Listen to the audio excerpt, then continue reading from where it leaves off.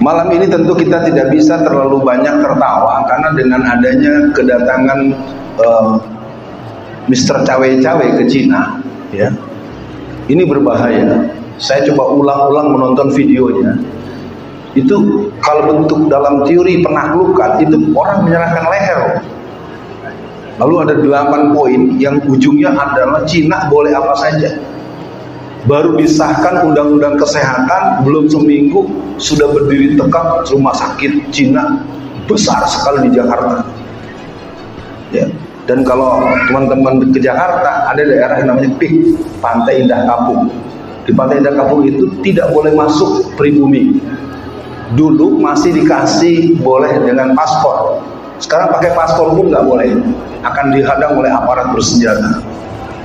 Jadi negeri ini sebetulnya sudah memberikan aura, oh itu udah dijajah. Udah diem aja sih. Xi Jinping menggelontorkan 300 triliun. Jadi kalau kita semua pada malam ini menghitung musuh dengan kekuatan materi, menghitung musuh dengan kekuatan uang, kita pasti kalah. Pertarungan ini fulus. Uang, curang, dan dukun.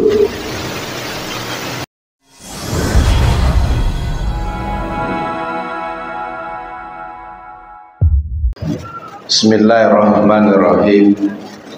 Assalamualaikum warahmatullahi wabarakatuh.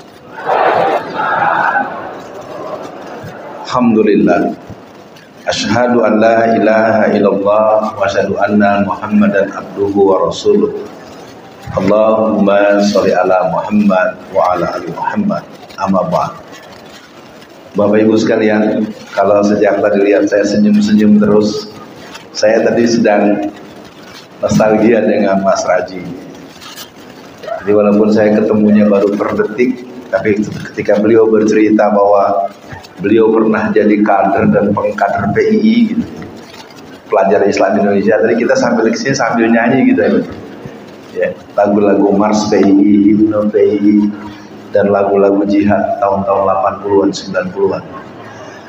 Saya punya waktu tidak cukup banyak, maka untuk malam ini bapak-bapak dan ibu-ibu kita manfaatkan sambil saya mengumumkan, saya masih belum cukup hafal titik-titik tempat acara, tapi besok malam, bukan besok malam, lusa ya, Kamis malam Jumat, ada pertemuan juga kita di Masjid Al-Ansor Semanggi, Pasar Kliwon, Jawa Tengah, Surakarta ya. Temanya Masjid dan Dinamika Generasi Muda Indonesia. Jadi yang punya waktu, saya ingin mengajak rumusnya dari Solo untuk Indonesia. Kalau Solo bergerak, Solo memberikan komando bahwa yang akan kita pilih presidennya adalah ini, pasti jadi. Insya Allah. Ya kan? Ketika Solo memunculkan calon presiden, walaupun kualitasnya gitu jadi juga. Ya, yang diduga ijazah palsu aja jadi, apalagi yang hebat. Ya, jadi logikanya masuk nih ya. Karena saya basic saya juga filsafat pendidikan. Ya, cuman karena saya bukan Kristen aja saya nggak terkenal ya. Ya kan? Ya kan? Yang terkenal kan yang Kristen, Rocky Gerung. Kalau dia Muslim belum tentu juga, mungkin ditangkap dari kemarin.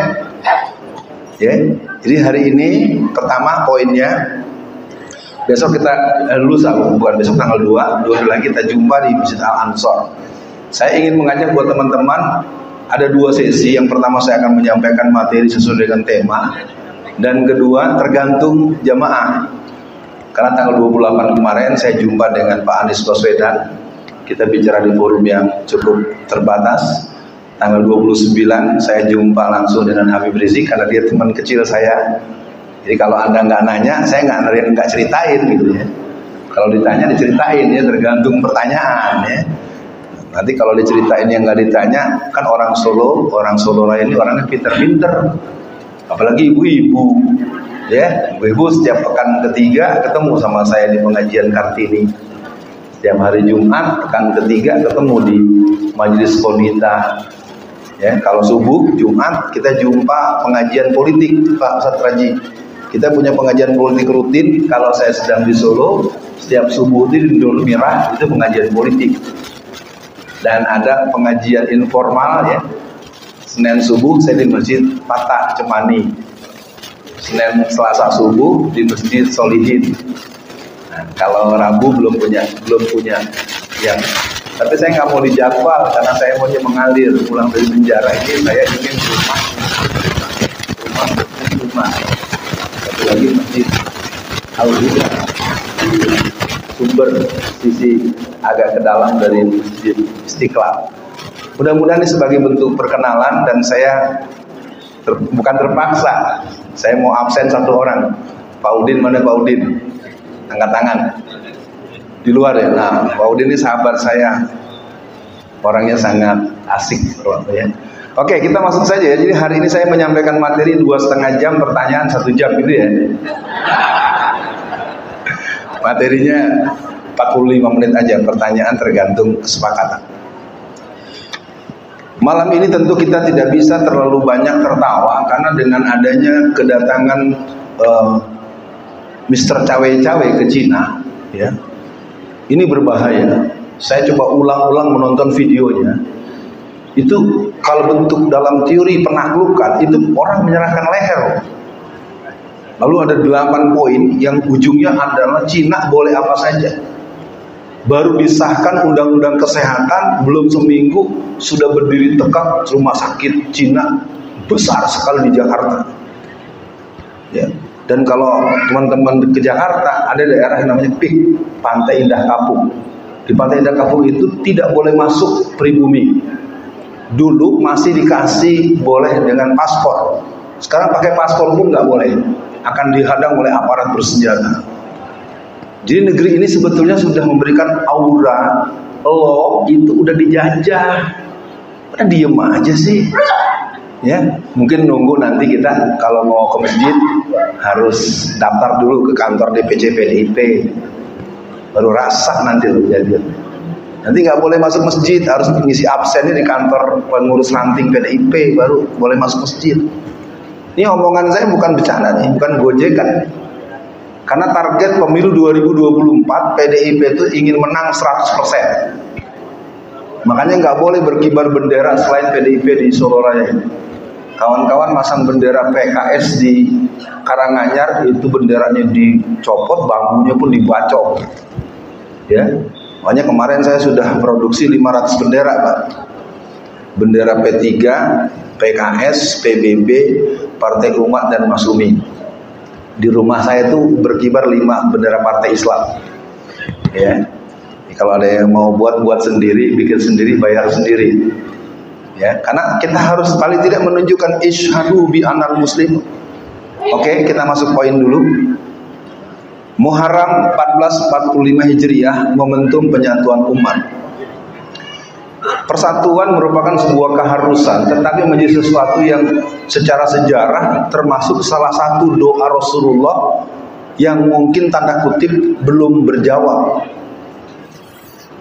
Ya, ketika ada 2 orang yang dikenal dengan Umar dan Umar, akhirnya Rasul berdoa, ya Allah masukkanlah 2 singa ini. Maka masuklah Umar bin Khattab, kemudian masuklah Abu Sufyan, kemudian udah lama sekali baru dia masuk. Tapi ketika Rasulullah berdoa soal persatuan, maka persatuan ini menurut saya buat para bapak dan ibu, mari kita tumbuhkan di forum, di majelis pengajian Purnomo Sidi malam ini, bahwa kita hadir ke tempat ini karena kita cinta kepada agama kita dan kita tidak mau menyesal, karena masyarakat Indonesia menunggu komando dari Solo Raya dan sekitarnya. Urusannya bukan sekedar teriak, takbir, lalu enggak. Kita harus mulai menyatakan diri untuk bertanya, apakah nama kita tercantum di DPT? Bapak tahu DPT kan? Daftar pemilih tetap. Jadi saya mohon nun sewu, jangan ada yang berdebat. Pemilu ini besok semua proaktif datang ke RT dan RW, mana nama saya.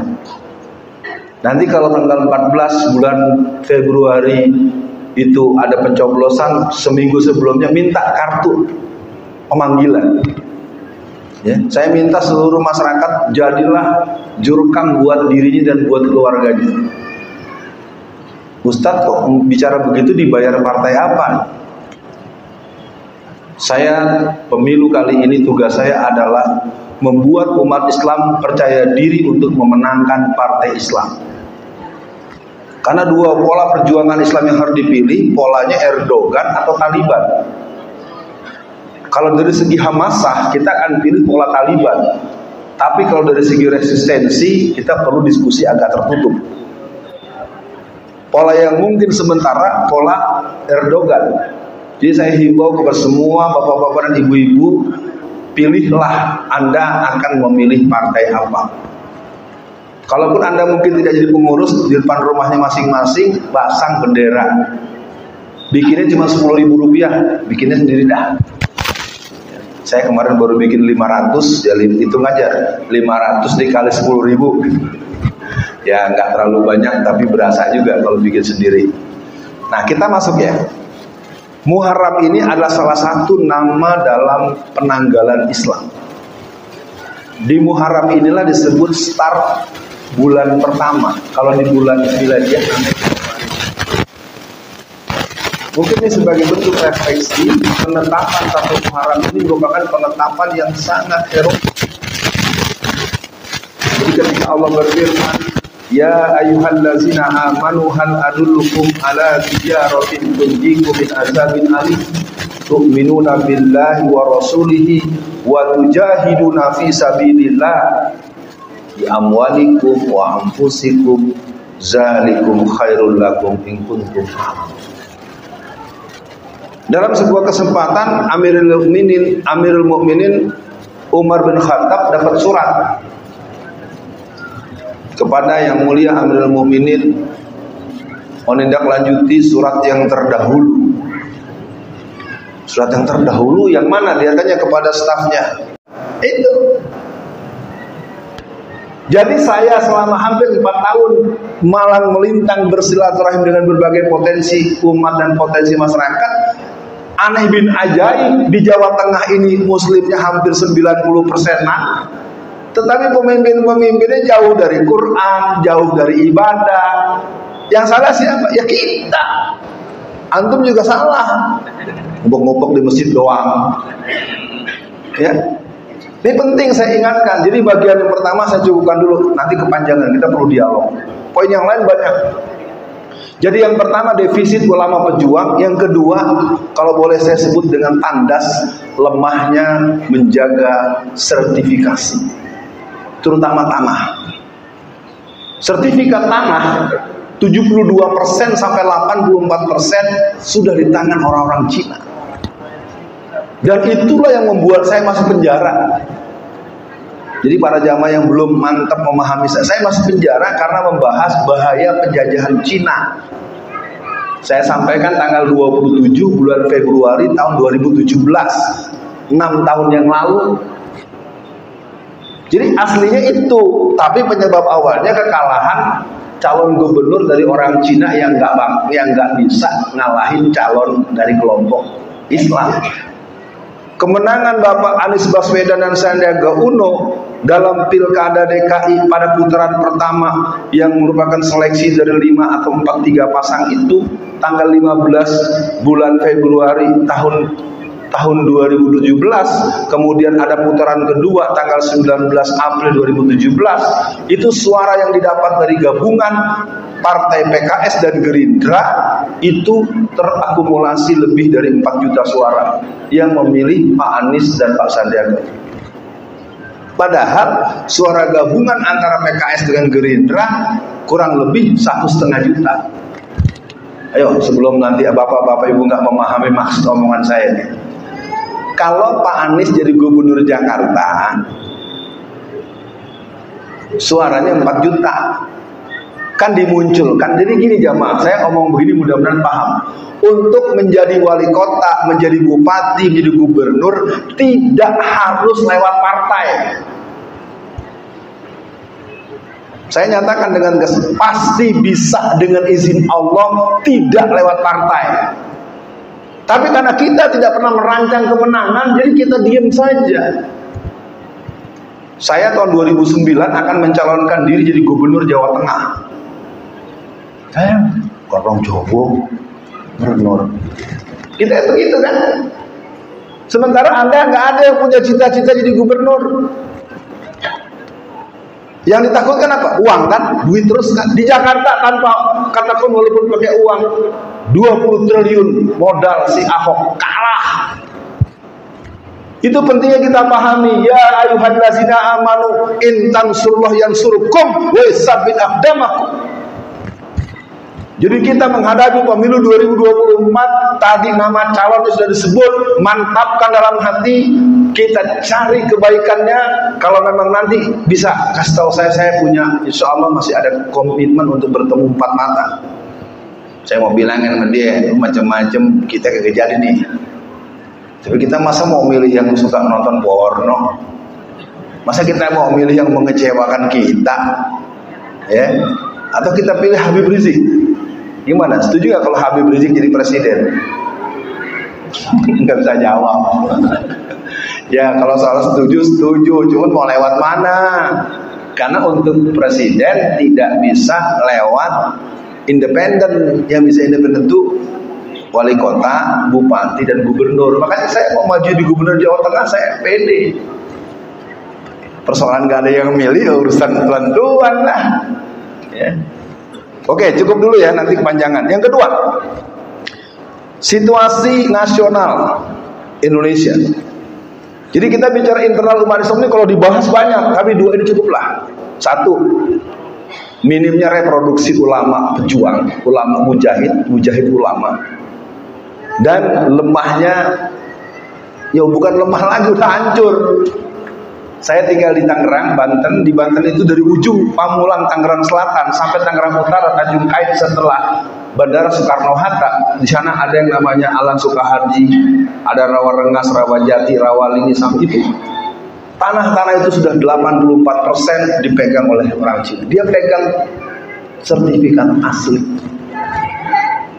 Karena saya lihat masyarakat pribumi ini sangat abai untuk mengurus dan memahami bahwa yang dia pegang itu, maaf ya bapak-bapak ibu-ibu ya, Anda jangan senang-senang dulu. Anda merasa punya sertifikat asli, padahal sertifikat Anda itu nanti dia maksudnya grade sertifikat. Makanya keributan di Meruya, Jakarta Barat. Karena warga-warga di Jakarta Barat itu merasa pegang sertifikat asli, ternyata sertifikat grade-nya itu ada dimiliki oleh para pengusaha-pengusaha Cina. Ketika dia mau jual tanah, nggak bisa, dia harus izin dulu sama si pemilik grade sertifikat. Kenapa kita tidak tahu? Karena kita tidak memiliki para mujahid yang berjiwa jihad yang menjadi anggota DPR, DPRD. Makanya kita dorong besok itu PKS, biar kalau di Solo ya saya nggak. Ini termasuk Solo apa Sukoharjo nih? Solo kemarin baru ada 9. Kita dorong agar PKS bisa dapat 10 atau 15. Amin dong. Kita dorong teman-teman Partai Umat, karena baru muncul ya 2 dulu dah, atau 3 atau 4. Ya yang lain saya nggak tahu. Partainya ada tapi orang udah males. Ya, kalau partai saya, Partai Masumi tidak lolos. Tidak lolos itu bahasa aslinya, tidak diloloskan. Bintang bulan Masumi, Palu Arit PKI. Oh PKI mana mau ngasih lolos Masumi? Ustaz, partainya kok banyak? Nah, ntar tanya ya, saya terangkan nanti. Ya. Biasanya yang suka mempersoalkan partai banyak itu orang yang tidak pernah aktif di partai. Ya, saya udah berani bergaransi. Oke, cukup dulu ya. Jadi situasi nasional Indonesia hari ini hanya bisa diselesaikan dengan peran dominan umat Islam. Yang baru diakui baru perbankan syariah. Tahun 2020 dibuatlah menara syariah terbesar di dunia atau di Asia. Tahun 2020, di mana? Di Jakarta. Tetapi yang meresmikannya Cina KB. Bayangkan, kita nggak malu sampai wakil presiden kita yang konon pernah jadi ketua MUI, yang konon jadi tokoh NU saja tidak diundang. Bagaimana peresmian sebuah menara perbankan syariah yang berkaliber internasional diresmikan tahun 2020 yang diundang hampir 100% Cina semua. Jadi itulah yang membuat saya masuk penjara, karena saya bahas bahaya penjajahan Cina.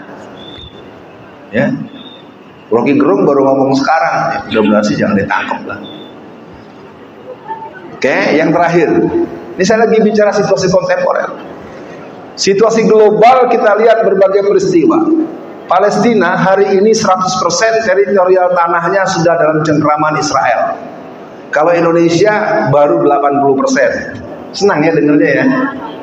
Iya. Saya bisa sebut satu-satu. Ponorogo 75% sertifikat di tangan Cina. Majalengka 68%. Nah, kalau di sekitar Soloraya ini setiap ada yang mempersoalkan pasti disiksa, ditangkap, digebukin. Ya, saya terus terang beberapa teman-teman yang coba membahas itu, kita dipanggil, disiksa. Jadi Cina ini sekarang telah menjadi Superman. Ya, tidak ada ceritanya. Karena pertanyaan saya yang belum pernah terjawab, saya tanyakan kepada Kang Mas saya. Jadi terus terang jamaah yang berbahagia, maka untuk poin ketiga saya sampai pada penegasan situasi global. Bagaimana Uighur, Xinjiang, bagaimana Kashmir, semuanya ini akan terus terjadi. Maka situasi global solusinya adalah spirit tegaknya khilafah minhajun nubuwah. Maka kita dipaksa untuk membenci khilafah. Khilafah itu tidak ada dasar hukum konstitusi kita yang melarang. Penerapan syariat Islam itu tidak ada larangan. Di rumah saya, nanti saya kirim fotonya deh. Saya di rumah saya udah 10 tahun bendera la ilaha illallah saya pasang. Alfian Tanjung bukan Hizbut Tahrir. Saya PII tok. Saya Angkatan Muda Muhammadiyah tok. Kader pengkader IPM, kader pengkader IMM, kader pengkader Pemuda Muhammadiyah, instruktur Taruna Melati 3. Kadang-kadang minta ngisi pengkaderan HMI. Itu yang saya membuat bangga saya jadi PI, Pak. Saya di mana-mana hadir. Jadi saya katakan pada malam ini, umat Islam yang tidak punya kerinduan tegaknya kembali khilafah minhajun nubuwah, batal syahadatnya. Bukan orang Islam nggak rindu dengan persatuan umat, dengan solusi, dengan keturunan datangnya Imam Mahdi. Silakan tanya Ustadz Abu Fatihah, tanyakan dengan Ustadz Muhammad Zulkifli Ali, tanyakan dengan Ustadz Rahmat Baikuni, tanyakan dengan yang namanya sama tapi orangnya beda, bapak, ibu dan sukunya, Bang Ihsan Tanjung. Jadi buat malam ini saya katakan situasi kontemporer kita yang ketiga, situasi global, spiritnya menunggu atau membantu, mendukung dan mendoakan tegaknya khilafah minhajun nubuwah. Kalau ada orang-orang yang menolak dan menuduh menghina khilafah, berarti dia bermasalah dengan dirinya sendiri. Memangnya ada orang Islam di sini kalau nggak ada khilafah Turki Utsmani? Anda lihat di Jogja itu semua perangkat-perangkat itu persis dengan yang dimiliki Turki Utsmani. Pecahannya dari Aceh turun ke bawah Solo. Kalau Solo ini tempat kalau yang otak-otak mainstreamnya tuh di Jogja. Maka di Jogja itu masyarakat tidak bisa sembarangan jual tanah pada Cina. Oke, kita masuk bagian terakhir. Apa upaya penyatuan kita? Upaya penyatuan kita ada 2 resep. Resep pertama resep ilahiyah, yang kedua resep insaniyah. Ya, mudah-mudahan cukup waktu. Yang pertama resep ilahiyah. Apa itu? Akidah. Maka kita tidak bisa lagi memungkiri bahwa kita orang yang mematut diri sebagai ahlus sunnah wal jamaah tidak memberikan ruang dan tempat buat Syiah. Ya, ini kadang-kadang saya agak risih nih bicara gini nih. Syiah itu adalah salah satu masalah yang serius di seluruh Indonesia. Dalam temuan saya secara praktikal, Syiah itu berkolaborasi dengan komunis. Itu nanti Anda akan mendapatkan penjelasan dari Ustadz Tengku Azhar. Anda akan mendapatkan dengan Ustadz kita yang membidangi itu. Nah, jadi yang membuat kita bersatu itu akidah. Akidah ini arti kita masuk pada wilayah bahwa kita punya Tuhan yang satu, punya kitab yang satu, punya nabi yang satu. Ketika kita bertemu dengan orang yang mengaku ada nabi ke-26 yang bernama Mirza Ghulam Ahmad, apa itu ajarannya? Agama apa tuh? Ahmadiyah. Tapi kan dipuji-puji oleh Alisa Wahid Dalam sebuah pertemuan di Inggris, Ali Sawahid berpidato dengan membanggakan bahwa telah terjadi sebuah pertumbuhan yang luar biasa dan mencengangkan untuk Ahmadiyah. Saya nggak mau bahasa Betawi aja. Kalau bahasa Betawi gini nanya, dibayar berapa tuh orang? Ya. Apalagi yang sekarang mulai kelompok hijrah, kelompok-kelompok yang dulu namanya Islam Jamaah sudah mulai masuk. Tapi jangan dikira jumlah yang belum masih jauh lebih banyak. Itu harus ada operasi yang khusus untuk mengembalikan mereka. Kenapa kelompok Islam Jamaah yang kemudian berubah menjadi Lemkari, yang berubah jadi LDII begitu eksis? Karena politik. Pemilu tahun 1971 merupakan pemilu pertama di zaman Orde Baru. Tahun 1969 pemerintah melalui Kejaksaan Agung mengeluarkan SK menyatakan bahwa Islam Jamaah adalah aliran sesat dan menyesatkan dan dilarang di Indonesia. Sampai sekarang belum dicabut, dilarang dan terlarang. Cuma diganti nama jadi Lemkari, ganti nama jadi LDII, di mana-mana banyak. Dan biasanya kalau ada ustadz yang menerangkan ini disikapi dengan fisik. Ya, dulu ada Ustadz Artono Ahmad Jais itu sampai hancur badan, mejanya belah. Universitas Ibnu Khaldun tahun 2013 apa 2009 itu kampusnya berapa ruangannya hancur diserbu oleh Senko. Di Solo terjadi juga. Pada tanggal 21 November 2021 Ustadz Sobari didemo oleh 7.000 orang pemuda-pemuda LDII. Saya nggak paham, kita selalu bangga, oh kita punya laskar, mana Ustadz Sobari sampai masuk ICU, nggak ada yang belain. Jangan-jangan baru dengar dari saya sekarang. Lu kemana aja?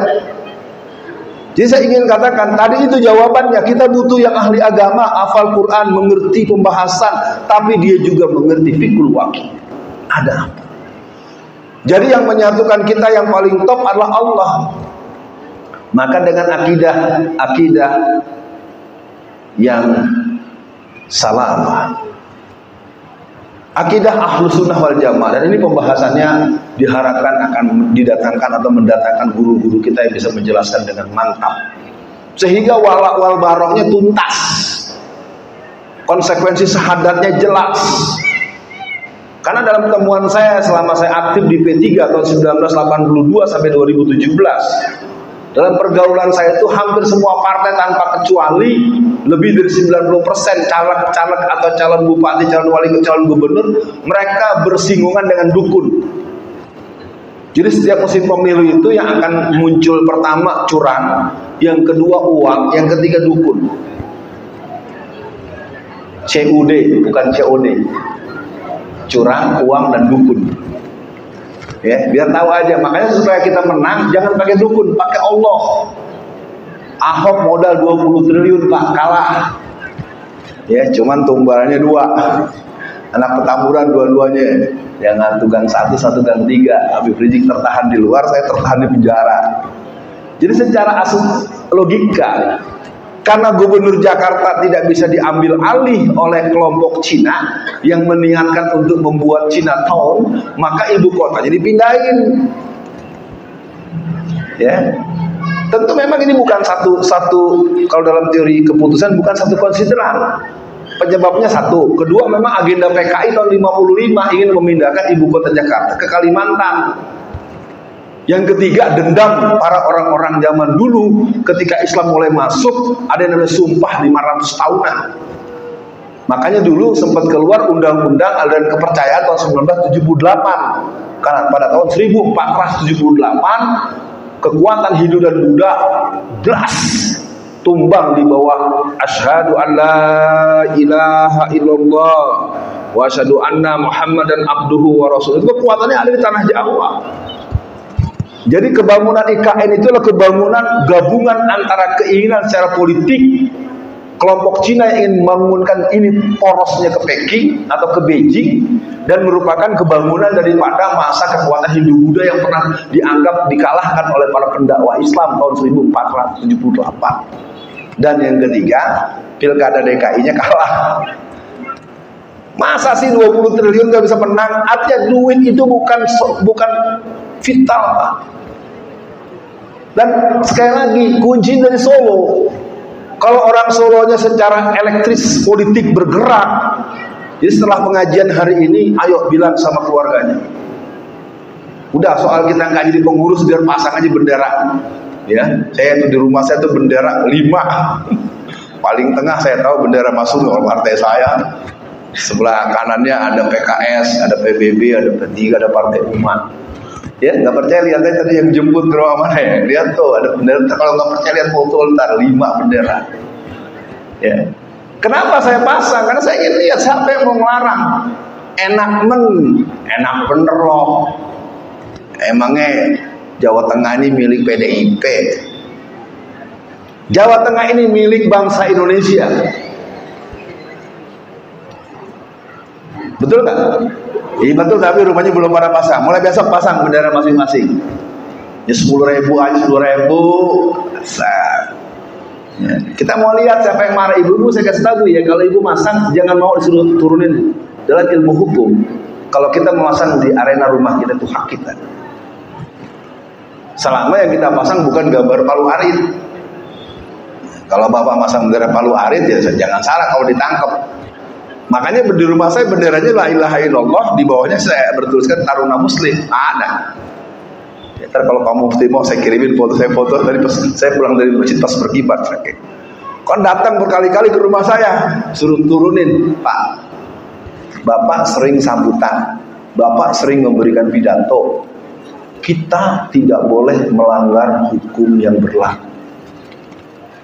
Kalau Bapak suruh melepaskan bendera putih loh, kalau putih kan kemerdekaan ya, kalau hitam bendera perang. Ini benderanya putih, la ilaha illallah, Pak. Kenapa suruh cabut, Pak? Kalau nggak boleh apa peraturannya, Pak? Ya, kalau nggak ada udah, yang nggak boleh itu Palu Arit.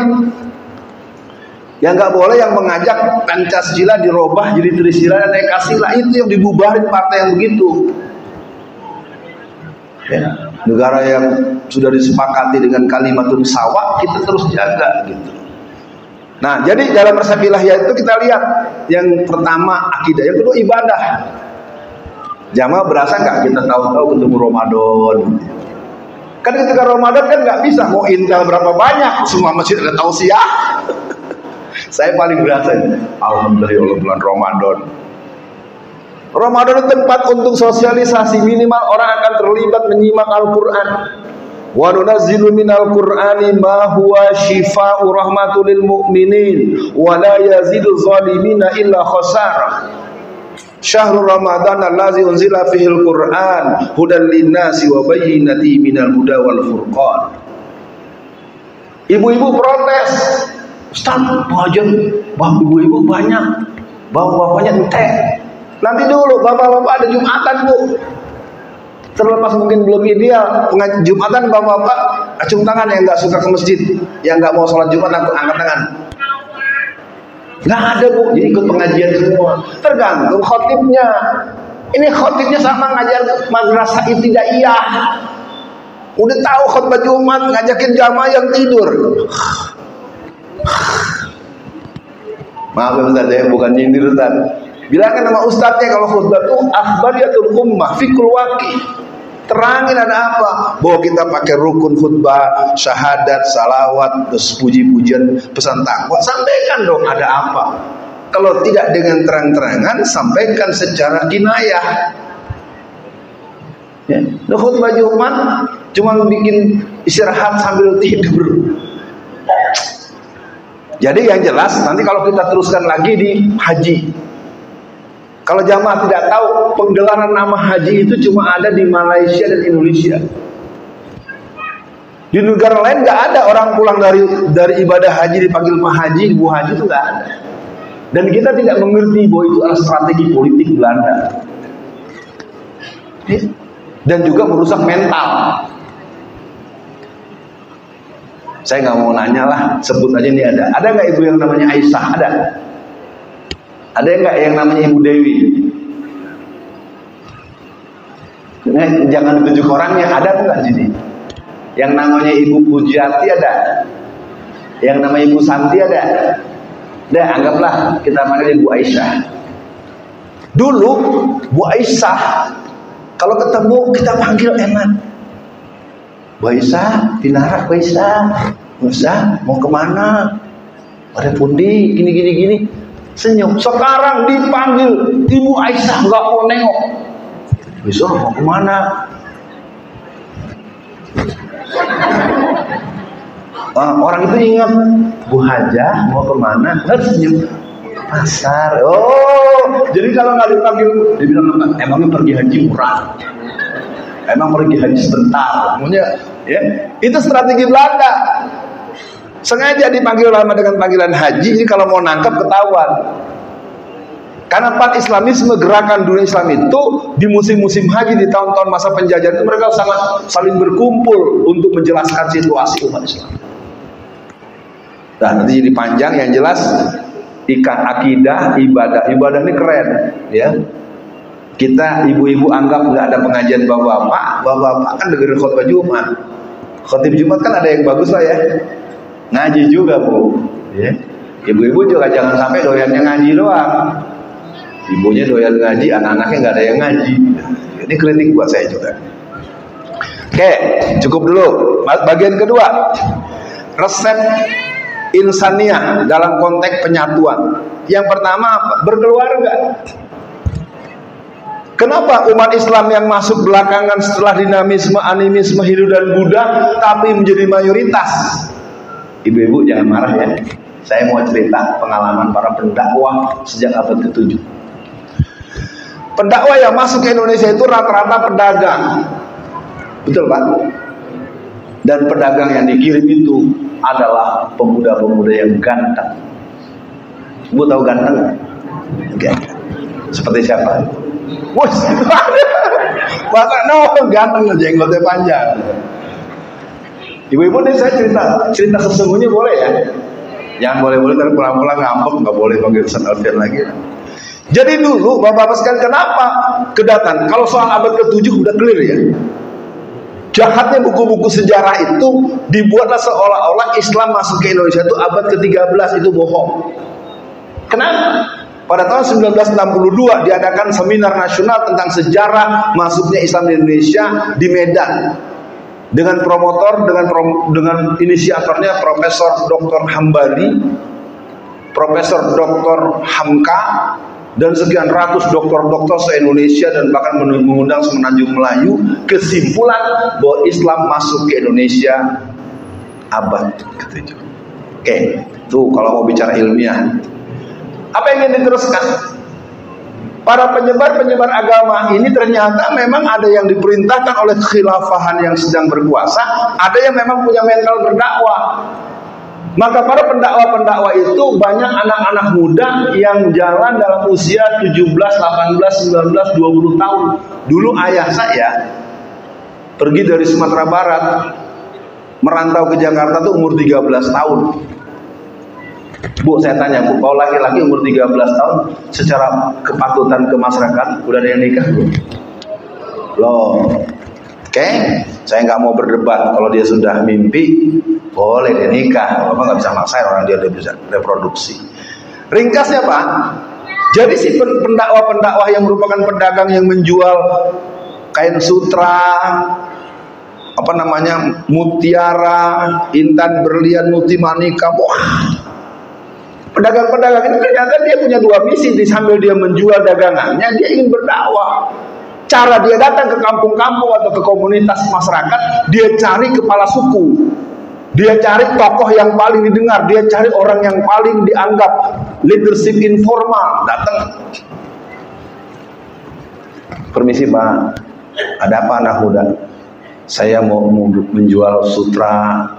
Ini buat lagi bicara dengan ayahnya, anak gadisnya lihat, wah, abah, bapak ini bagus betul. Nanti lo, ini barang mahal begini, bagaimana caranya saya bisa punya? Ya, tukerlah. Kalau bapak punya emas atau ini kita tukeran. Wah, dari mana saya nggak punya? Gini aja Pak, ini barang bagus mahal-mahal. Ini kalau bapak mau beli juga susah Pak. Gini aja. Ini barang yang mahal, ini sutra yang harganya semeternya 300 juta. Wah, bapak udah mulai gitu kan? Gimana saya bisa punya? Anak bapak aja jadi istri saya. Anaknya digituin, yang jualannya ganteng. Mau anaknya. Nah, si laki-laki itu tidak buru-buru. Tapi Pak, di samping ini harus ada syarat lain. Ya Bapak kalau mau nikahin anaknya dengan saya, Bapak harus syahadat dulu. Apa itu syahadat? Ya saya orang muslim. Ternyata anaknya itu sudah jatuh hati karena si ganteng itu udah ngobrol bolak-balik. Maaf Bapak ya, kalau kita dengan anak kita yang perempuan, kalau dia mulai merengek-rengek, kita cenderung menolak atau memenuhi. Ya, bapak-bapak ini banyak yang kalah sama anaknya. Ada handphone baru nih Pak, udah lama punya aku nih. Ibunya bilang, ini kok masih bisa, masih bagus. Bapaknya dicorek-corek terus. Apa yang ditemu bapaknya, ngerayu ke ibunya. Ringkasnya apa Bu sekalian? Jadi pedagang-pedagang yang bersebar dari jazirah kekhilafan Islam datang ke seluruh dunia, menyebar termasuk Indonesia. Mereka datang menjual barang berharga, tidak bisa dibeli karena mahal. Maka si pedagang yang ganteng coba bilang barter anak lo jadi bini gua. Si anak mau. Kira-kira bukunya marah gak? Udah mahal, ganteng, boleh juga jadi anak gua nih. Akhirnya apa? Si bapak kepala suku masuk Islam. Lalu apa kata si calon menantu? Bapak, saya nggak mau Bapak kalau masuk Islam depan saya aja. Masuk Islamnya harus depan orang banyak. Akhirnya keislaman itu diumumkan depan orang banyak, sekampung, sedesa, sekeluarga. Ya namanya kepala desa apa diikutin. Akhirnya orang semua pada ikut syahadat semua, sekampung masuk Islam. Itulah yang ditempuh diantaranya oleh Ustadz Fardan Garamatan. Ustadz Fardan Garamatan di Irian. Kalau ini di seluruh Indonesia, makanya ketika si pedagang yang ganteng menikahi anak kepala suku yang cantik, lalu anak itu dinikahi. Kalau sudah dinikahi, boleh tidur berdua nggak di kasur? Bisa punya anak nggak? Halal nggak? Nah, anaknya udah 3, mungkin 7. 3 dulu 3 ya. Pak, akunya nggak enak kalau di sini terus. Aku mau merantau. Ketika merantau, dititip tuh istrinya. Dia pergi ke kampung lain. Kan bini baru atuh. Ya, ibu dari awal kan udah nanya tadi, ibu. Jangan marah ya. Akibatnya satu pedagang muslim datang ke sebuah kampung, mengislamkan kepala suku, masuk 10.000 orang masuk Islam, dia pindah ke kampung lain, dia nikah lagi, sana warganya 100.000. Nggak urung, saudara-saudara Islam, yes, saudara, nggak pakai begitu-begitu. Nah itulah maka terjadi variasi. Keislaman orang di Sumatera Barat, keislaman orang di, nah itu variasi itu karena prosesnya ada yang memang benar-benar ada penguatan, ada yang pendekatan budaya, ada yang pendekatan pernikahan. Wah ini kalau ini bisa sampai 1:30 nih ngajinya nih. Ya cukup dulu. Berkeluarga, ya. Ternyata Ustadz ini punya menantu Ustadz juga. Bikin pesantren jadi tambah besar, kan gitu Pak ya, banyak hal. Oke, yang kedua, bermasyarakat. Resep penyatuan umat itu bermasyarakat. Sekarang kalau ada ketua RT-nya Kristen, ketua RW-nya Kristen, masyarakatnya 90% Muslim, menurut jamaah nyaman tidak? Gak ada. P3 itu adalah keinginan Pak Harto yang membentuk P3 dan PDI. Maka PDI itu isinya Parkindo, Partai Kristen, PKI yang pura-pura bukan PKI tapi banyakkan PKI-nya. Jadi kalau saya sekarang sebagai orang yang suka menerangkan bagaimana PKI itu ada di parlemen, ini yang nulis dia bukan gua. Ini buku kedua yang berjudul Anak PKI Masuk Parlemen, yang menulis namanya Rifka Ciptani. Ayahnya tinggal di Solo. Jadi kebangkitan PKI hari ini sudah khatam, sudah selesai. Kitanya aja, PKI-nya mana? PKI-nya mana? Udah jelas sekarang yang dikunci, yang disuruh gulung karpet cuma Islam doang. Padahal penggulungan karpet itu tidak ada kekuatan hukum, cuma edaran gugus COVID. Edaran itu bukan keputusan hukum. Harusnya pengurus masjid menolak. Tapi memang dasar kita umat Islam dari dulu biasa ditakut-takutin. Jadi kalau bilang politik, umat Islam itu mati sebelum ditembak. Belum ditembak udah mati. Ya. Nah, saya pikir itu. Jadi untuk resep insaniahnya bernegara, ya, berantar negara. Memang kita sedih. Kita punya OKI, organisasi konferensi Islam. Kalau Anda memahami OKI itu nangis gitu. Kita berharap dengan adanya OKI akan ada strategi perlawanan menghadap Israel. Ternyata OKI itu hanya rapat persekian tahun sekali. Yang dibahas cuman harga minyak per barel. Sedih kalau yang tahu, sedih ya. Cuman kan ini biasanya nggak disebut ke masyarakat. Maka jangan heran umat Islam tuh alih-alih dia mau membela, tahu aja dia tidak. Lagi-lagi anak Solo tuh yang berangkat ke Cina, ke Uyghur Xinjiang kan, ketua FKAM, ya, Ananda Umar Khes, Ustadz yang ganteng juga. Nah, saya pikir itu. Jadi kalau kita teruskan, resep insaniah yang berikutnya adalah membangun kekuatan umat dari segala potensi. Dan ini harus dimulai dari keluarga. Kalau keluarganya kompak dan memang ini yang dihancurkan. Kerap kali saya kalau mengisi acara pernikahan, tausiah, ada orang mengawini anaknya atau menikahkan anaknya. Kita ini punya keluarga seolah-olah sakinah. Seolah-olah keluarganya harmonis, ya, seolah-olah gitu ya. Karena yang tahu sebenarnya adalah Anda sendiri. Sekian dulu, mungkin nanti ada waktu untuk kita dialog. Saya nggak tahu waktunya. Mohon maaf, mudah-mudahan jamaah menangkap. Jangan sampai acara ini bubar lalu Anda tidak berpikir akan mengerjakan apa. Yang pertama, pastikan Anda pasang bendera partai Islam yang Anda suka. Ya, kalau Anda nggak pasang juga nggak apa-apa. Saya cuma nganjurin doang. Yang kedua, kalau ada pertemuan-pertemuan RT, Anda minta DPT, daftar pemilih tetap. Tanya nama Anda mana. Jangan diem aja, Bu. Karena di beberapa daerah itu yang dikasih Pak cuma belangko kosong. Nggak ada isinya. Nanti isinya nama-nama orang Cina tuh, hati-hati. Ya, masyarakat tuh nggak boleh ngerti. Nanti kita dalam pemilihan kita nyoblos tapi nama kita nggak ada. Jadi ketika didaftar, direkapitulasi, nama yang muncul nama Cina-Cina. Makanya kita harus minta, jangan mau di beberapa daerah itu kejadian rapat-rapat, terus DPT-nya mana? Nanti DPT-nya belum ada. Nah, makanya dari bawah harus. Nah, bentuk-bentuk yang lebih praktis nanti kita ada setelah bertemu. Nanti kita akan ada pendidikan politik umat dan nggak ada urusan dengan partai saya, enggak ya. Saya tidak sedang bermain partai politik praktis, tidak. Saya bermain partai politik strategis. Jadi di masjid itu kita harus bicara politik dengan dua kerangka, politik strategis dan politik keumatan. Jadi kalau masuk masjid pakai gambar partai tertentu kampanye dilarang, nggak boleh. Jangan dikasih izin saatnya, nggak boleh. Partai walaupun dia kesukaan kita. Masjid tidak boleh dipakai buat partai yang memenangkan seseorang atau partai tertentu. Masjid akan memenangkan partai yang akan membela Islam dan semuanya jelas. Kenapa Ustaz cuma nyebut 5? Dalam kitab hadis arba'in, hadis pertama itu innamal a'malu binniyat. Niat itu adalah asas. Kalau kita berorganisasi, lihat asasnya.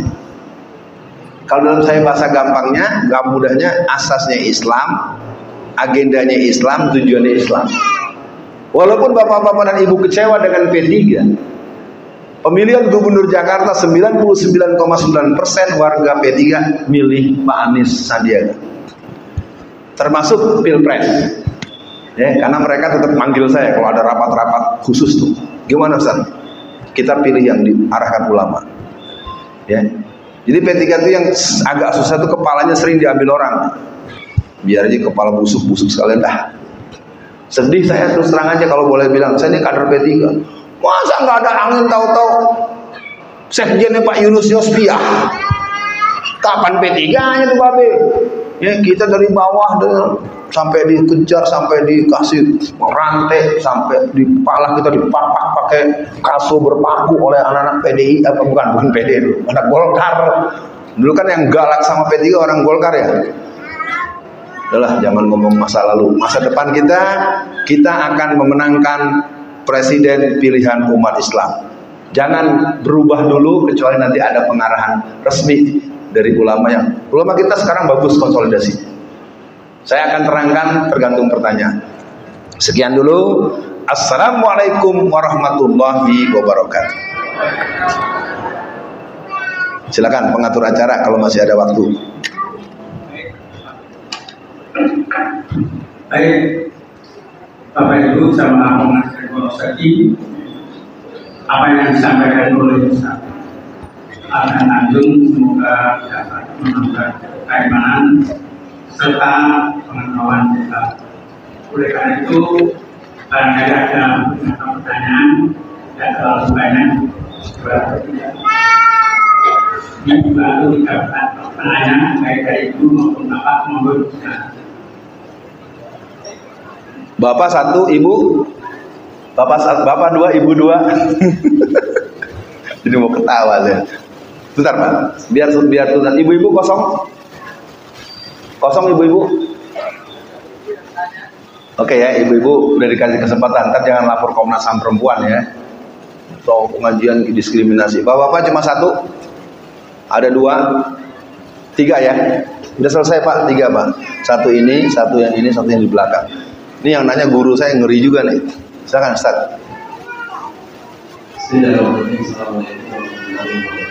Salam.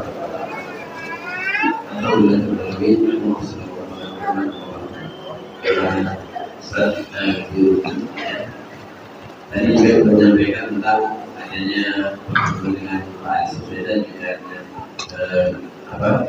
dari pemirsa kita politik, karena menjalani politik sekarang dari partai Islam yang saya bergabung yang mengubahnya PKS antara P3, PAN, PBB itu melenceng ke yang lain.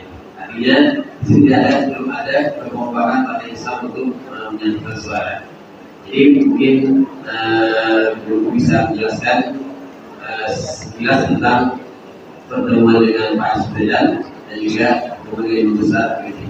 Demikian yang berkaitan. Assalamualaikum warahmatullahi wabarakatuh. Salam.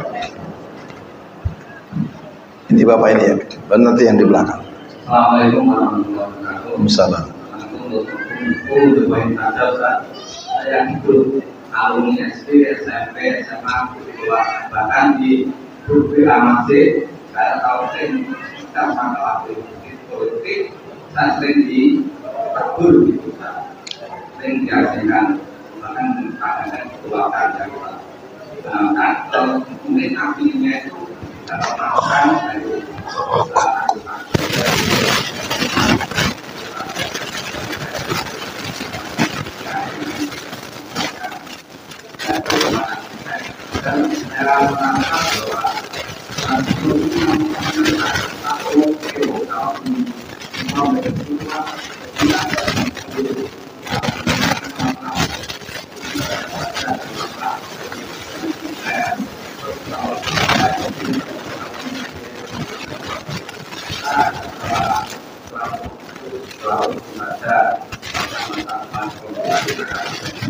Iya, saya sudah bisa menangkap posisi. Yang terakhir, di belakang tolong dibantu. Ibu-ibu sayang ya, ibu-ibu gak ada yang artinya. Kunci kemenangan kita dua, ibu-ibu sama milenial. Kalau ibu-ibu juga bertanya, berarti ibu-ibu udah pintar semua.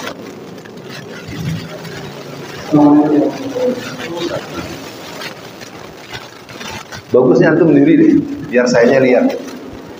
Nah, pertanyaannya adalah apakah ada plan B jika tahun yang sudah disebutkan di sini ya, pemerintah itu gagal mendapatkan cek untuk menjadi capres? Karena ini kan luar biasa ya, yang luar biasa. Apakah ada langkah PNB untuk ketika tidak mendapatkan tiket. Ya, mungkin itu.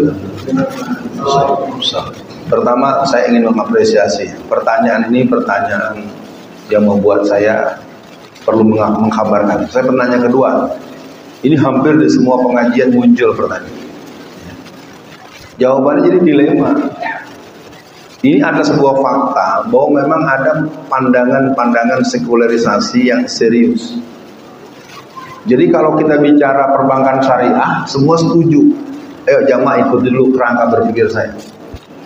Ketika sistem perbankan di Amerika, the Lehman Bank dan sistem perbankan nasional Amerika hancur-hancuran, mereka menganggap perbankan syariah sebagai solusi.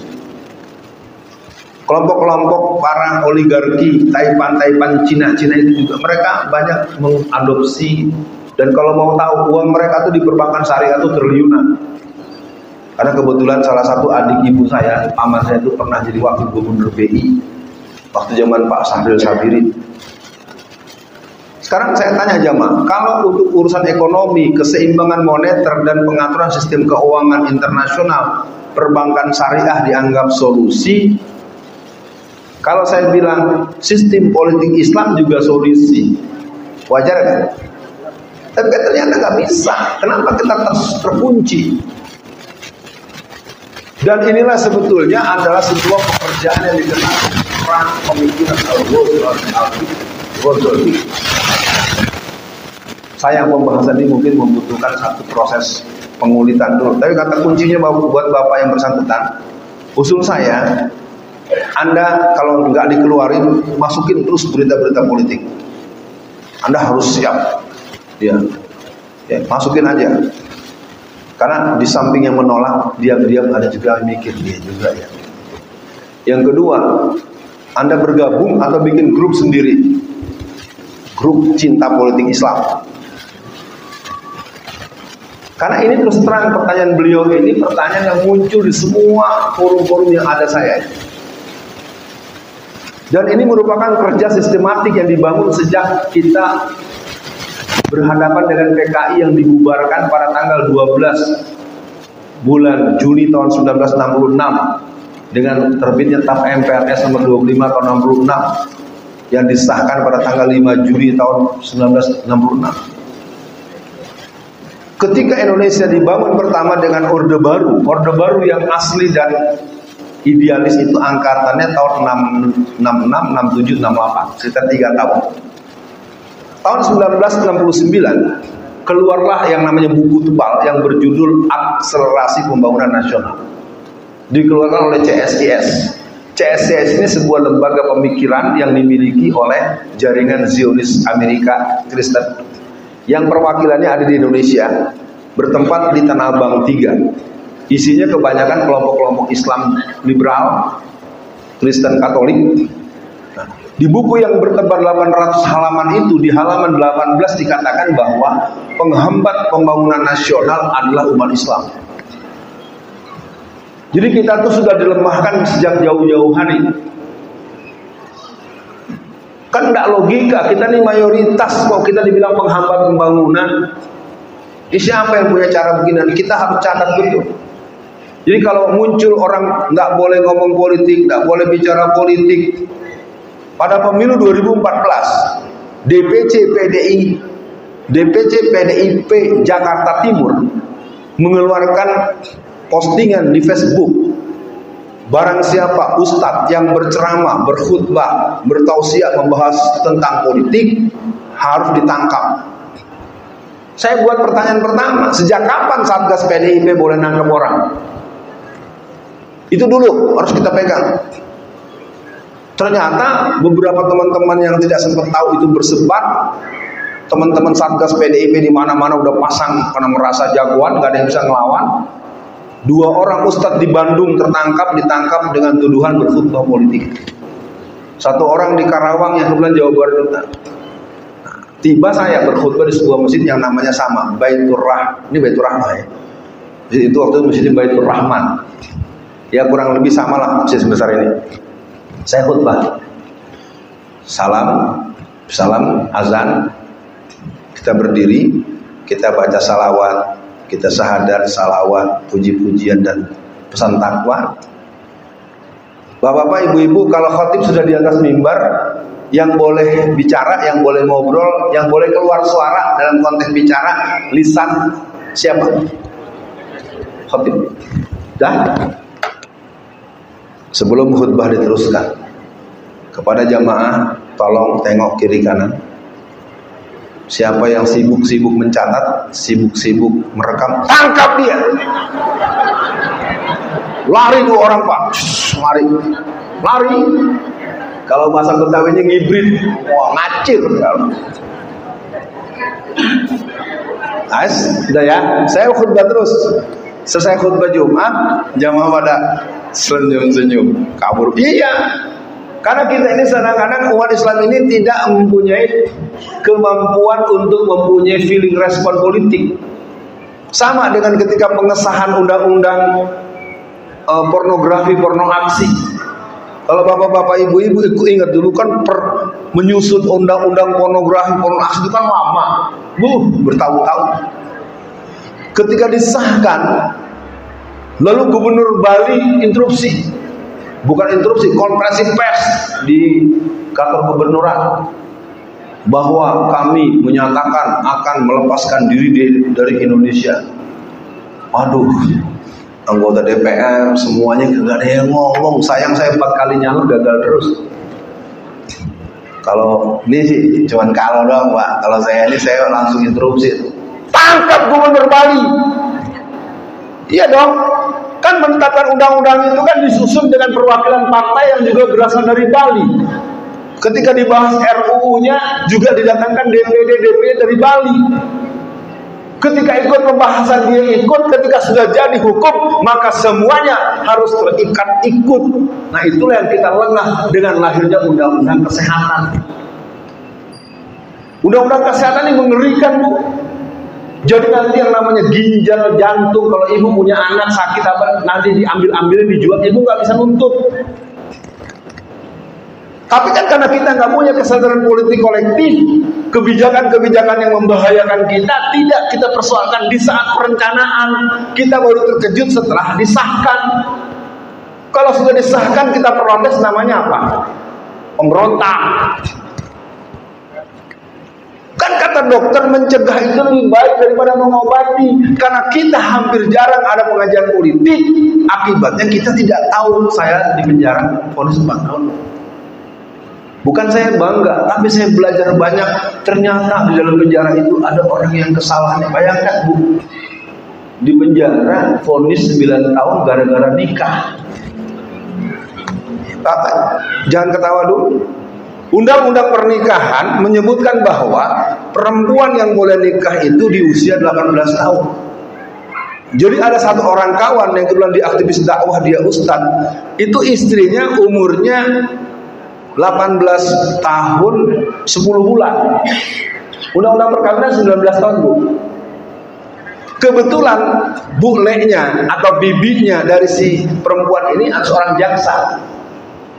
Dilaporkan pertama bertentangan dengan undang-undang. Yang kedua membawa lari anak orang. Yang ketiga membuat ketidaksukaan, membuat macam-macam.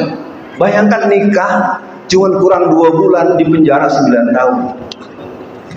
Undang-undangnya ada. Ibu-ibu juga kalau mau nangkap suaminya gampang, Bu, nanti ya.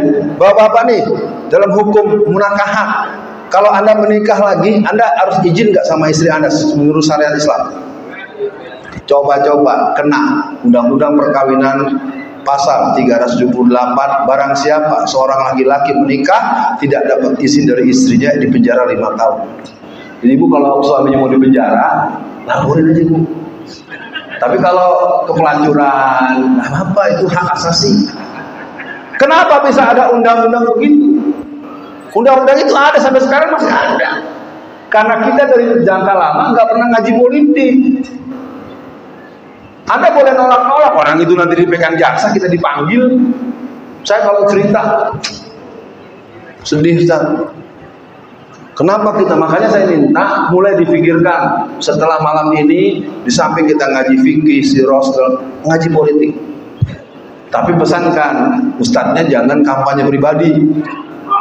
Jangan memanfaatkan untuk memenangkan dirinya atau partainya, nggak boleh. Itulah saya bersyukur sebagai kader PII. Karena kami dulu di PII itu setelah hari terakhir kita akan berikrar bahwa kami para kader pelajar Islam Indonesia senantiasa akan membela kepentingan Islam dan umat Islam dalam situasi dan tempat dan keadaan yang bagaimanapun juga. Betul ya? Betul nggak? Ikrar kita kan gitu dulu. Kalau mau basic terakhir, kita kemana-mana. Jadi untuk pertanyaan antum, jawabannya adalah antum jangan merasa bersalah, tapi juga nggak usah dibantah. Capek, sumpah bukul, jumpang bayar pun capek, otak terdablek gitu ya. Tapi mereka tuh isinya fasih baca, pakai ayat, pakai hadis, ya, kayak Islah Bahrawi itu ya. Anak-anak pesol-pesol aja dibilang teroris. Saya lihat itu channel Ustaz Alfian Tanjung. Ini pertanyaan ketiga ini nanti mungkin bagian yang akan coba saya. Kita jangan gentar dulu, jangan ambil keputusan karena kita punya keyakinan Allah akan memberikan kita yang solutif. Percayalah ya. Walaupun penanya ketiga saya sportif, saya memang ini dilema. Nah, Ustadz Merul, Anies Baswedan adalah seorang anak manusia biasa. Tapi kita bisa melihat bagaimana beliau dengan cukup jernih dan jeli. Misalnya ketika dibuat infrastruktur dan jalan tol dengan formula, dia bisa membuat formula yang sama dengan output yang berbeda. Kan keren kan? Nah, itu membutuhkan pertemanan, bahwa dalam diri beliau ada kekurangan. Iyalah, orang dia bukan Rasulullah. Saya pun juga nggak merasa, dan saya nggak pernah mengkampanyekan secara buah-buah gitu. Yang jawaban ini jamaah bukan seorang. Saya nggak nyebut kok. Yang nyebut calon presiden kita siapa kan jamaah tadi kan. Nggak ngaku emang tadi teriak-teriak. Saya nggak teriak-teriak dari tadi. Nah, Anies Baswedan adalah salah satu anak manusia. Dia punya ring yang kuat.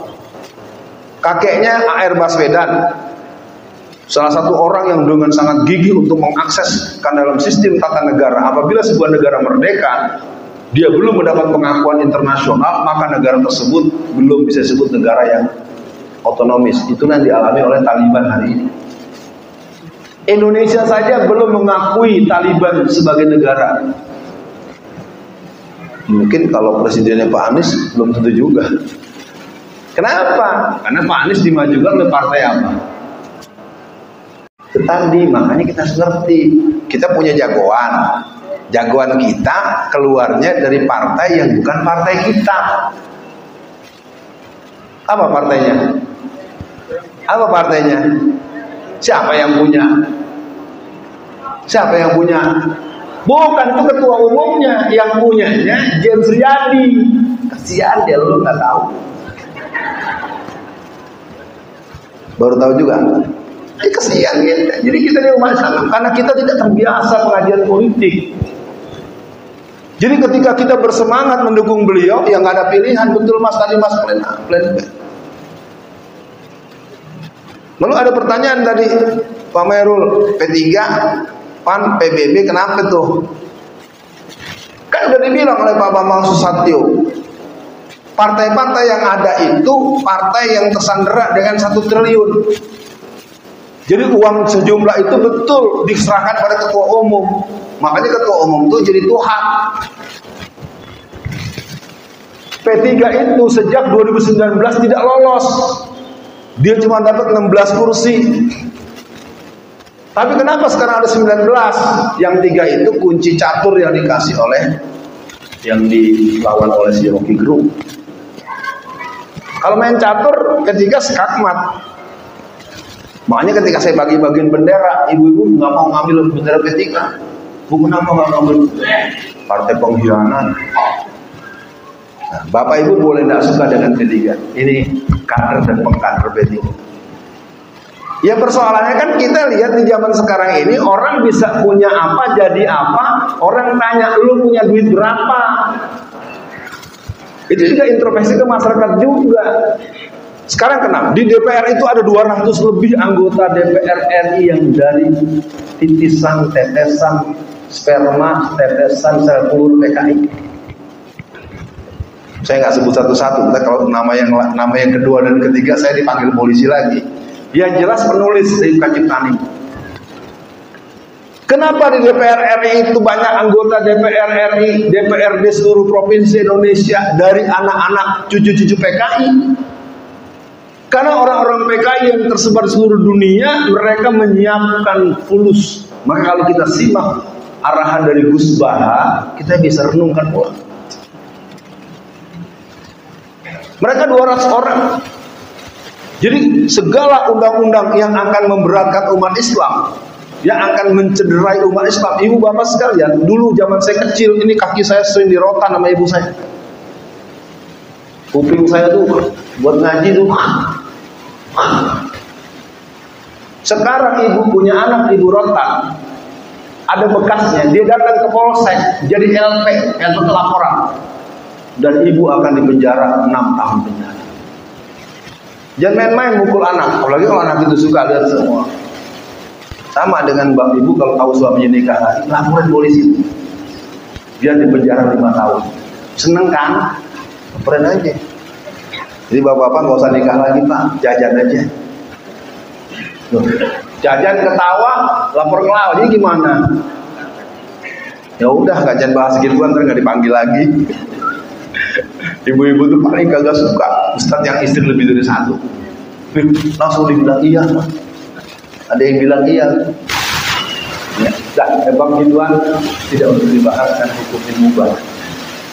Satu yang mubah, bapak-bapak jangan takut, kerjakan saja, resiko tanggung masing-masing. Iya, kan saya ngomong, gara-gara saya ngomong, bapak-bapak berbondong-bondong. Emang Ustadz Alfred istrinya berapa? Balik lagi. Rusuh dunia persilatan. Sementara saya tidak perlu mengurai, karena ini kondisi harus eskalasi. Pertanyaan yang cukup sederhana tentang wakil. Siapa wakilnya Pak Anies Baswedan? Jadi wakil ini pun nanti akan jadi sebab tidak bisanya kita melakukan kapitalisasi kemenangan. Saya hanya sementara mohon maklum pada jamaah, bukan saya bermain politik atau rahasia-rahasia. Ini memang Pak Anies Baswedan ini kalau bahasa tiket, kalau bahasa saya suka naik kereta dari Solo balapan.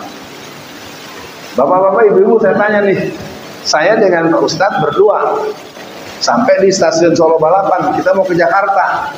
Beliau ini orang kaya, uang di rekening banknya aja 13 triliun. Di ATM atau di kantongnya mungkin ada 20 juta kali. Tapi tidak pegang tiket. Saya cuma punya ongkos untuk naik taksi pulang ke rumah nanti di Tangerang. Tapi saya pegang tiket.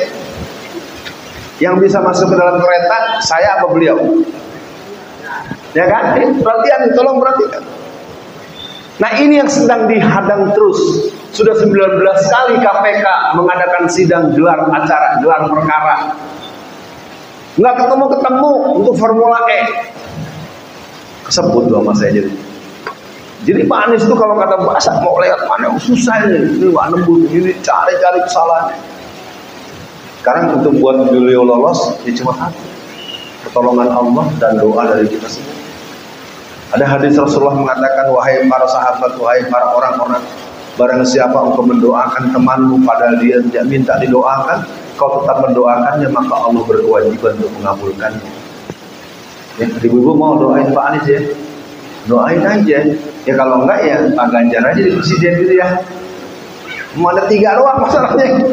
Kalau mau majuin Pak Habib Rizik nggak ada jalur independen. Ya jadi kita, saya mau golput aja. Ente golput nggak apa-apa. Nanti di Solo seluruh anggota DPRD-nya mereka semua sekarang aja juga udah produsen daging anjing nomor 2 se-Indonesia. Jamaah biar tahu ya, Solo ini produsen daging anjing nomor 2 se-Indonesia. Keren ya? Ya karena dapat restu dari ketua fraksi partai tertentu. Jadi suka ataupun tidak berpartai politik, mengisi DPRD itu dari kader-kader Islam itu, kita punya keran 5 partai plus partai yang bisa kita pakai. Partai yang berbasis Islam, saya nggak sebut namanya lah. Partai Islam itu 5, itu ada keok-keok yang kelihatan agak ini ya, PKS dan Partai Umat. Partai Umat juga agak berat secara nasional. Pak Mairul maunya lebih jauh lagi ya, dulu ya. HRS, Ketika saya pergi haji, umroh yang kedua. Umroh tanggal 17 sampai 25 Desember 2019. Tanggal 23 Desember saya diberi kesempatan bertemu dengan beliau melalui teman-teman ketua Front Pembela Islam Saudi Arabia. Cuman boleh bertiga. Rupanya ada warga Solo karena saya bersama istri saya. Jadi saya tuh bulan madunya ke Mekah. Tapi nenek-nenek sama kakek-kakeknya udah tua. Kedengeran, ikut. Nah, sampailah saya kemudian ke dalam rumah beliau. Nah, ini mungkin penting buat semua, bahwa ternyata memang kekuatan Habib Rizik ini secara emanatif harus kita kawal. Jadi kalau sampai Habib Rizik sudah menegaskan pilihan kita kepada siapa, itulah yang membuat Jakarta menang. Ya, makanya Habib Rizik benar-benar perlu dimaklum, pengumuman terbukanya entah akan disebutkan, entah bagaimana caranya. Kenapa? Ketika satu calon itu disahkan dengan dikasih pecis, ini saya ketemu istilah pecis dari bini saya nih. Kalau Betawi mah peci. Ketika itu saya bilang pecis, saya kan ketawa. Salah ya mas. Ibu baru dengar pecis, nanti ke peci kalau dia. Ada kan yang pas jadi dikasih peci ya?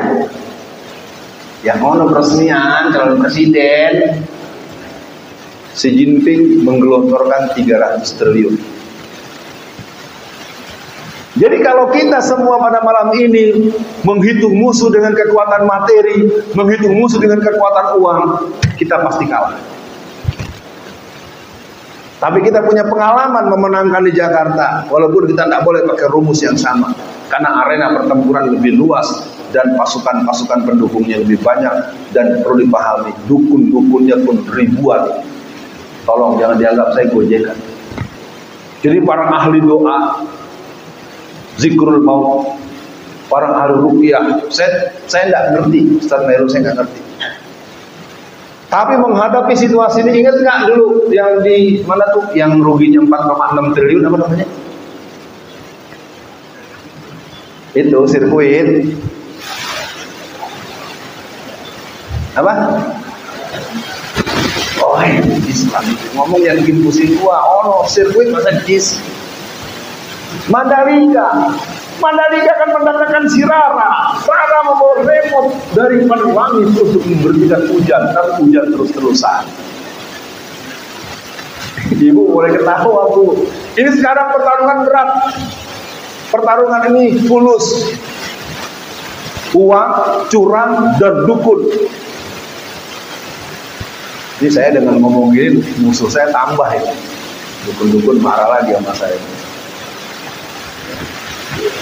Maka dari itu kepada semua yang hadir pada malam ini, sebelum saya jawab nomor yang 3 tadi, apakah kita akan membiarkan negara kita menjadi negara yang berhaluan komunis, kolaborasi komunis, Syiah dan Kristen? Apakah kita rela negara kita menjadi negara yang berhaluan prinsip-prinsip tersebut? Menjawab 14 orang. Apakah kita rela negara kita menjadi negara yang berhaluan komunis PKI? Siap bela Islam, siap memenangkan partai-partai Islam, siap memenangkan presiden yang akan diduga membela kepentingan Islam. Takbir. Ibu-ibu, takbirnya boleh kencang, boleh pelan, yang penting doanya. Sholat malam. Kayak saya bilang dari tadi, Ustaz, ini Alfian bagusnya ditangkap apa di luar? Maunya ditangkap, nggak pakai alasannya, udah dengar. Karena kan saya bicaranya kan sekarang nggak melanggar hukum sebenarnya, makanya saya langgar. Pokoknya ditangkap. Waduh, benar-benar ini ya. Luar biasa itu bajingan itu. Ngomong bajingan juga boleh. Tapi Rocky Gerung nggak kena kok ya. Astagfirullahaladzim. Jadi Anies Baswedan, saya ke rumahnya, saya mau cerita. Rumahnya di Gang Sempit. Kita datang aja, mobil parkirnya jauh, kita nggak bisa masuk. Dan itu memang rumah dia satu-satunya, nggak punya rumah lagi, nggak ada rumah. Jadi beliau ini kalau menurut saya tetap mempertontonkan jiwa masumi, maaf, saya ngomong begitu. Karena Habib Rizik juga baru punya rumah belum lama. Jadi kawan-kawan yang berjuang di medan perjuangan itu hampir tidak memikirkan dirinya dan keluarganya, terlalu dominan. Kita aja bisa bertamu cuma diterima 20 orang. Ya. Nah itu dilemanya, makanya kemenangan Pak Anies Baswedan di Jakarta itu kemenangan umat Islam. Bukan kemenangan partai pengusung. Partai pengusung digabung cuma 1,5 juta, suara beliau 4 juta, berarti suara yang bukan dari partai-partai berapa? 2,5 juta. Itulah kekuatan dari Basra, Barisatul Ulama Madura. Kekuatan dari Muhammad. Pemilu Pilkada DKI tahun 2017, ibu-ibu di Jakarta diduga kuat semua mereka atau sebagian besar mereka mengembalikan sembako dan amplop. Ahok, gua enggak doyan sembako lo. Nah, saya tidak ingin membuat kita euforia di bawah hati. Bagaimana yang menjawab ibu yang menangis tadi ingin berdoa? Ya Alhamdulillah, ya betul. Jangan sampai bapak-bapak nggak tahu nih ada kasus ini serius. Kenapa orang-orang model Haji Misbah, model Nur Hikmah, model Haji Muslim, ini muslim-muslim PKI. Dan mereka dididik dulu dengan kelompok-kelompok yang membuat orang-orang Banten banyak masuk PKI. Kenapa? PKI itu Partai Kiai Indonesia. Kenapa di Sulawesi Selatan banyak petani-petani Muslim masuk jadi pasukan petani-petani PKI? Karena BTI barisan tani Islam, itu barisan petani PKI. Kalau kelompok Islam namanya STII, Sarekat Tani Islam Indonesia. Karena dikasih pupuk, dikasih sejumlah uang, mereka ikut BTI pakai seragam dengan logo Paru Arif, dibilanglah BTI itu barisan tani Islam, tapi bohong.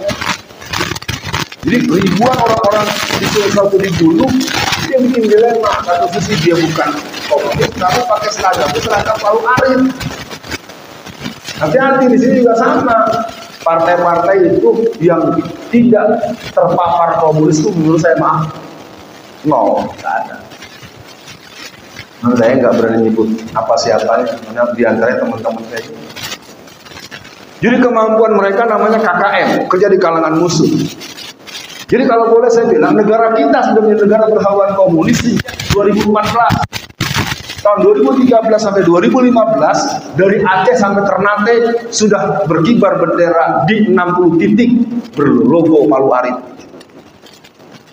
Jadi PKI itu sudah berkuasa, tinggal membutuhkan ketetapan hukum tetap, yaitu disahkannya Undang-Undang BPIP. Makanya ketika Undang-Undang HIP mau diusulkan, konsideran dari TAP-MPRS nomor 25 tahun 66 itu ditiadakan. Nah, kesimpulan, Ustaz Merul, Pak Anies Baswedan telah bulat didukung seluruh ulama-ulama, tapi memang belum ada forum istimewa yang mengumumkan secara resmi. Saya membaca begitu karena saya keliling nggak ada, saya nggak ada berhentinya, mungkin saya mati dulu baru saya berhenti kan. Kalau HRS mau suka nggak suka, semua komponen pergerakan Islam tetap merasa perlu bertanya kepada beliau. Saya lihat langsung beliau setiap hari itu di rumah beliau tuh tamu nggak kurang dari 1.000 orang. Beliau nggak boleh kemana-mana tapi tamunya 1.000 dari Kalimantan, dari Jerman, dari Prancis, dari mana. Orangnya nggak boleh pergi kan, nggak boleh katanya, tapi tamunya datang kan, nggak ada undang-undang ya tamu nggak boleh datang ya. Jadi Habib Rizik adalah salah satu tokoh pemimpin umat Islam Indonesia. Ada plan B, ini yang nanya bikin saya diem nih. Ya pilihannya ya milih yang bukan Amin Pak Anies Baswedan gitu. Mau tidak? Mau tidak memilih yang bukan Pak Anies Baswedan? Nah itu persoalan lain. Makanya dari itu saya lagi jangan bilang saya tidak ambil, kita masih gunakan tapi bisa sekarang masih bulan Agustus, September, Oktober, 2 bulan lagi nih. Ya, kita kawal dulu sampai beliau pegang tiket. Jadi antum punya duit triliunan gak ada gunanya yang megang tiket saya. Ya, jadi hati-hati nih jamaah semua, saya dengan simulasi begini kita jaga betul, makanya ya kita hindari. Saya memang membayangkan berat. Kira-kira menurut jamaah tahun 2024 nanti korban yang mati dibandingkan dengan 2019 lebih banyak apa lebih sedikit? Yang ngomong sedikit itu harapan idealis. Yang ngomong banyak Sekarang ada polisi RW.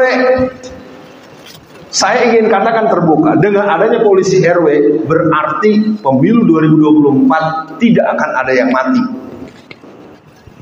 Kalau lebih banyak kita akan kejar ke polisi RW-nya.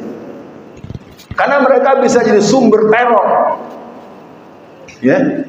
Jadi kalau kita mau belajar tentang sistem kebangunan sebuah negara di negara komunis, ciri pertama berkembangnya dengan pesat aliran-aliran sesat. Ciri yang kedua, perangkat-perangkat hukum, perangkat-perangkat masyarakat dikuasai oleh polisi. Ya. Udah negara kita kan negara komunis, lu mau bolak-balik kemana lagi? Gue ditangkap 2-4 tahun. Narasumber resmi negara, mah. Saya narasumber di Kopassus, di Wantanas, di BIN, di BAIS, di Wantanas, di Kesbang Pro, Kesbangda. Bayangkan narasumber negara di penjara. Artinya apa? Memang ini virus Ishadu bi ananal PKI ini itu sangat luar biasa.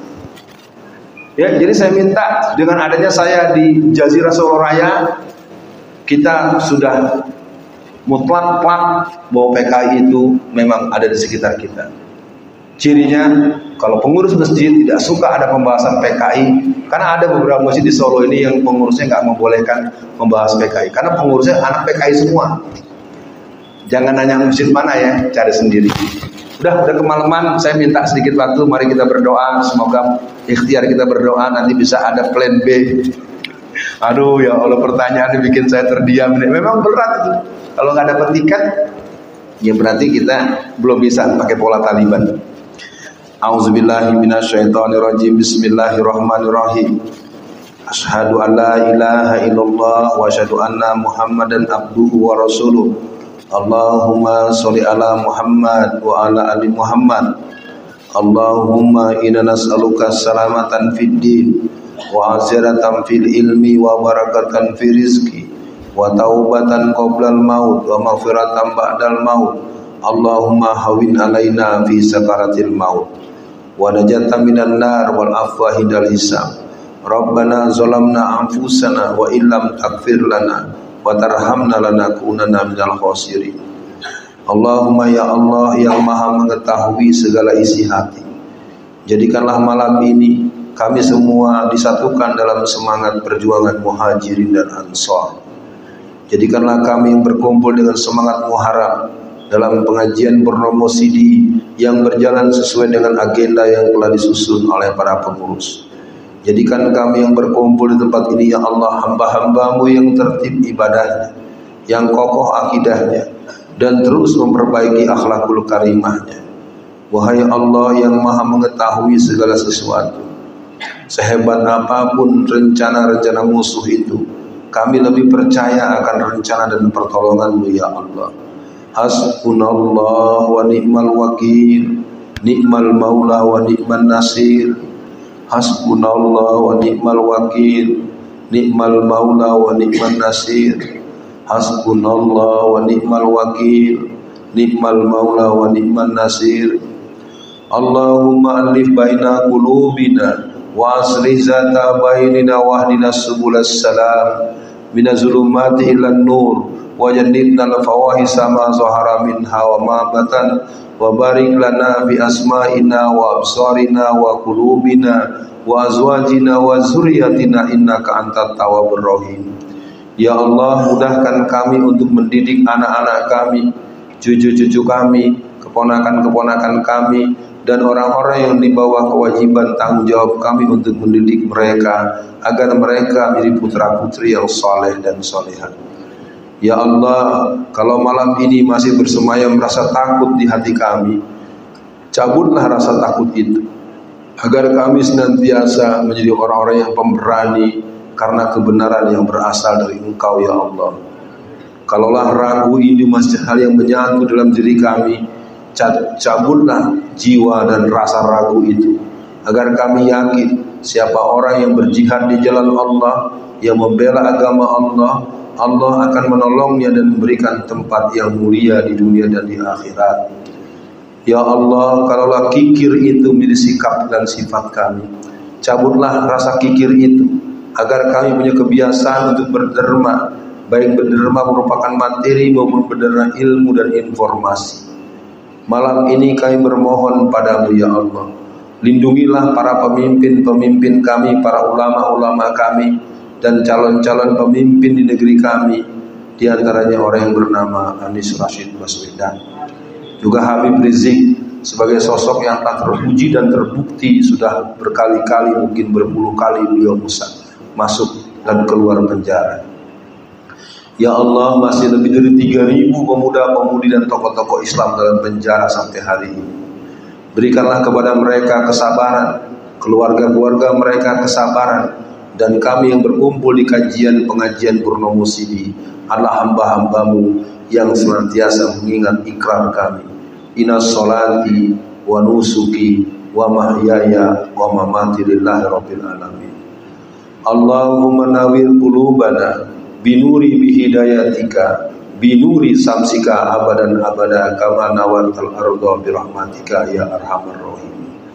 Ya Allah, kami mohonkan pertolongan pada saudara kami yang ada di Palestina, yang seluruh tanah mereka 100% tanah mereka sertifikatnya sudah dalam genggaman orang-orang Israel.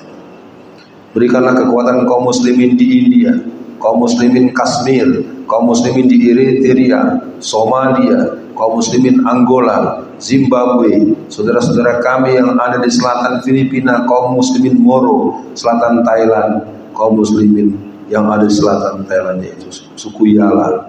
Ya Allah, kami mohonkan khusus untuk saudara kami yang ada di Tajikistan Timur, Uighur Xinjiang, sampai akhir tahun 1949 jumlah mereka masih 13 juta orang.